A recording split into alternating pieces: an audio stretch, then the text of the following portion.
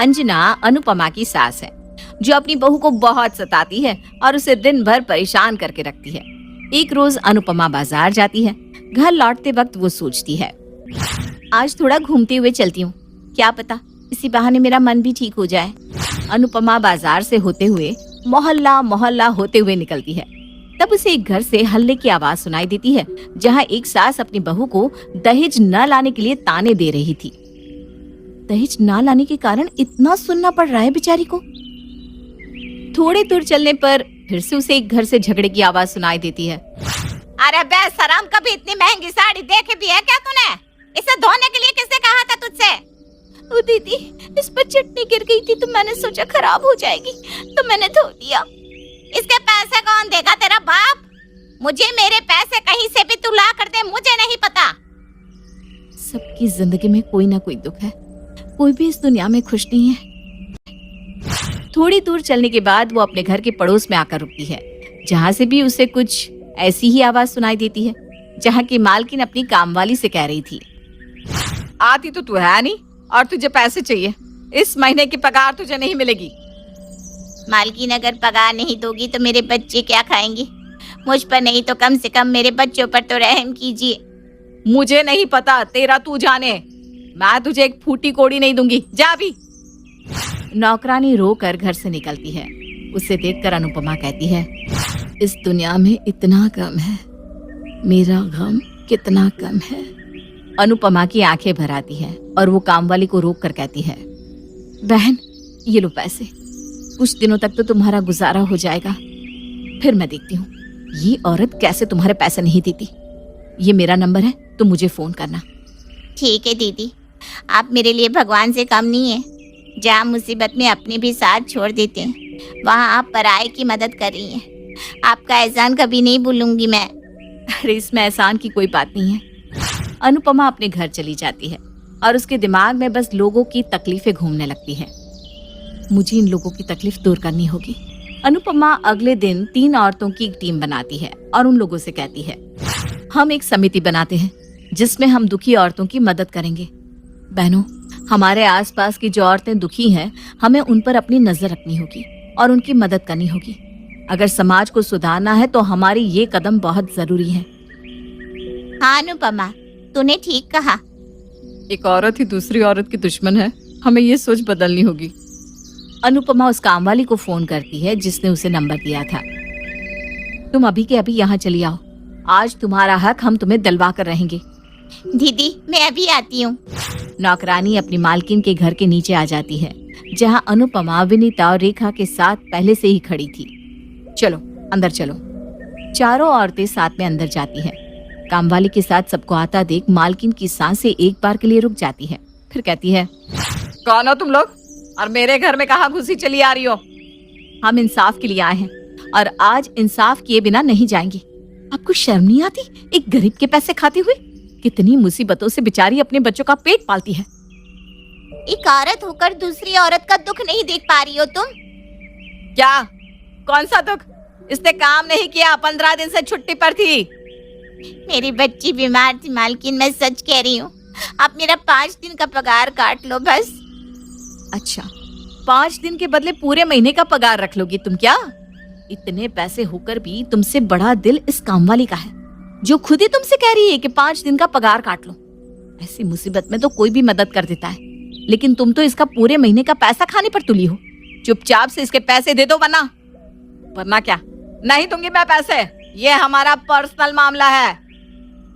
वरना हम कानून का सहारा लेंगे और फिर क्या होगा वो तुम्हें अच्छे से पता है। पर्सनल मामला नहीं है, ये सामाजिक मामला है और हम आज इसके पैसे लिए बिना नहीं जाएंगे। रेखा जरा थाने फोन लगाना। नहीं रुको, अभी देती हूँ पैसे। मालकिन पैसे निकालकर नौकरानी के हाथ में रख देती है। मुझे माफ कर दे, एक माँ होकर ये नहीं समझ पाई कि बच्चे बीमार हो तो कैसा लगता है। ये तेरे पूरे पैसे हैं, तू अब वापस से इस घर में काम पर लग जा। शुक्रिया मालकिन। अनुपमा अपनी टीम को लेकर वहां से चली जाती है। फिर अगले दिन अनुपमा अपनी टीम के साथ उस घर में जाती है जहां देवरानी जिठानी को खरी खोटी सुना रही थी।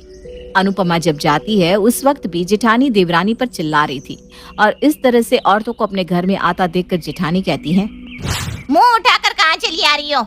ये मेरा घर है, कोई धर्मशाला नहीं है। हम कौन हैं तुम्हें अभी पता चल जाएगा।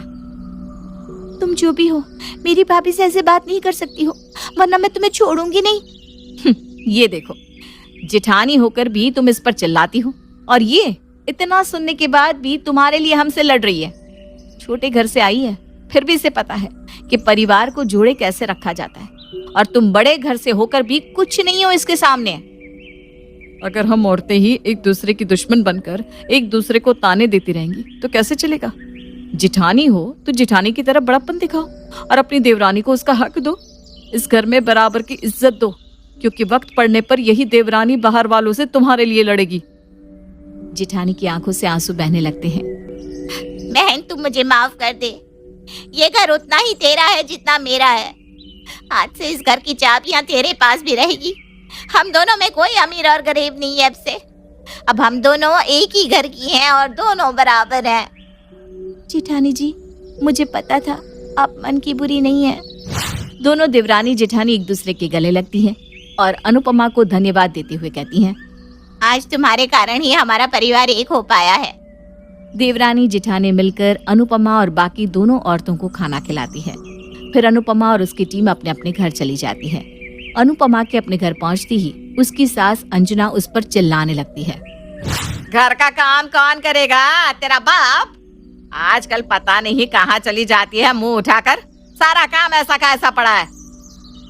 वो मम्मी जी, कुछ जरूरी काम था वो कर रही थी। आप चिंता मत करो, मैं सारे काम कर लूंगी।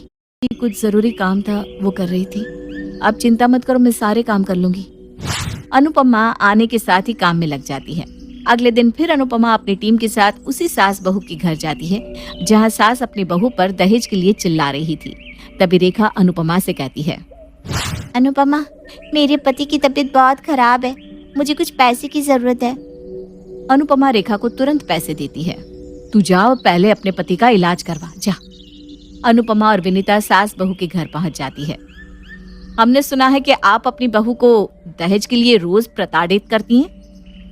अरे मैं कुछ भी करूं उससे तुम्हें क्या? वो मेरी बहू है। तुम लोग अपने काम से काम रखो और मेरे घर से 9, 2, 11 हो जाओ, नहीं तो तुम दोनों की खैर नहीं है। अनुपमा और विनीता हंसने लगते हैं और वहां से जाने की एक्टिंग करते हैं। अनुपमा और विनीता को जाता देख सास अपनी बहू के बाल पकड़कर उसे कहती है, अच्छा तो तू आप लोगों से मेरी शिकायत करती है, हैं? इन लोगों को तो नहीं बताया है ना कि मैं तुझसे दहेज मांगती हूँ। छोड़ दो, बहुत दुख रहा है। मैंने किसी से कुछ नहीं कहा, मुझे नहीं पता ये लोग कहाँ से आए। छोड़ दो। सच सच बता दे, नहीं तो तेरी चमड़ी उधेड़ दूंगी। मैं सच कह रही हूँ सासू माँ, मैंने ये बात किसी से नहीं की। सास बहू के बाल छोड़ देती है और उसका हाथ मरोड़ कर कहती है, अगर किसी बाहर वाले से कुछ बताया तो तेरी खैर नहीं। जलाकर तुझे मार ना दिया तो कहना। ये सब विनीता और अनुपमा रिकॉर्ड कर लेते हैं और वापस ताली बजाते हुए अंदर आकर कहते हैं, आंटी जी, हमें आपकी बहू ने कुछ नहीं बताया, हमें तो आपकी हरकतों ने ही सब बता दिया। अनुपमा वीडियो प्ले कर देती है। थोड़ी ही देर में ये वीडियो वायरल हो जाएगा और आपकी इज्जत का क्या होगा आप सोच सकती हैं। नहीं नहीं, तुम दोनों ऐसा मत करना, मेरी इज्जत चली जाएगी। तुम दोनों जैसा कहोगी मैं वैसा करूंगी। सबसे पहले तो आप आज के बाद दहेज का नाम तक नहीं लोगी, और दूसरा, अगर अपनी बहू पर हाथ उठाया तो फिर तो आप गई। नहीं नहीं, आपसे मैं कभी भी अपनी बहू से दहेज के लिए नहीं कहूंगी। तो फिर तुरंत उसे 10,000 दे दो और जब भी उसे पैसों की जरूरत पड़े तुम उसे देती रहो। मैं दूंगी अपनी बहू को पैसे, लेकिन ये वीडियो वायरल मत करना। जब तक तुम ठीक रहोगी तब तक ये वीडियो वायरल नहीं होगा। जैसे तुमने कुछ किया तो ये वीडियो वायरल। सास बहू को 10,000 देती है। जब भी तुम्हें पैसों की जरूरत हो तो मुझसे मांग लेना। अनुपमा फिर वहां से चली जाती है। अनुपमा अब आए दिन अपनी टीम के साथ किसी न किसी की मदद करने लगती है। धीरे धीरे अनुपमा लोगों में अपनी एक अलग पहचान बना लेती है। इधर अंजना अनुपमा को दिन भर खरी खोटी सुनाती रहती है। फिर कुछ पत्रकार अंजना के घर पर अनुपमा का इंटरव्यू लेने आते हैं। हाँ जी, किससे काम है? वो अनुपमा जी का इंटरव्यू लेना था। लेकिन वो यहाँ अभी नहीं है, आएगी तो कह दूंगी। वैसे मेरी उस कम दिमाग वाली बहू ने ऐसा क्या कर दिया जिसके कारण तुम लोग उसका इंटरव्यू लेने आए हो? आपकी बहू औरतों के लिए एक मिसाल बन गई है। दुखी औरतों की मदद करती है। कितने लोगों के घर आज उसी के कारण बस रहे हैं। इतना कहकर इंटरव्यूअर अंजना को सब कुछ बताता है और ये सुनकर अंजना की आंखों से आंसू बहने लगते हैं। आप लोग कल सुबह आ जाना। सभी चले जाते हैं। इधर अंजना पछतावे की आग में जलने लगती है। मैंने अपनी बहू के साथ बहुत गलत किया। वो चाहती तो 2 मिनट में मेरी बोलती बंद करवा सकती थी, लेकिन उसने ऐसा नहीं किया। जो लोगों की मदद कर सकती है वो खुद के लिए क्या कुछ नहीं कर सकती। जैसे ही अनुपमा घर आती है, अंजना उसे अपने गले लगाकर उससे माफी मांगते हुए कहती है, आज से तू मेरी बहू नहीं मेरी बेटी है। अंजना और अनुपमा माँ बेटी की तरह रहने लगते हैं और अंजना भी अनुपमा की टीम में शामिल होकर लोगों की मदद करने लगती है।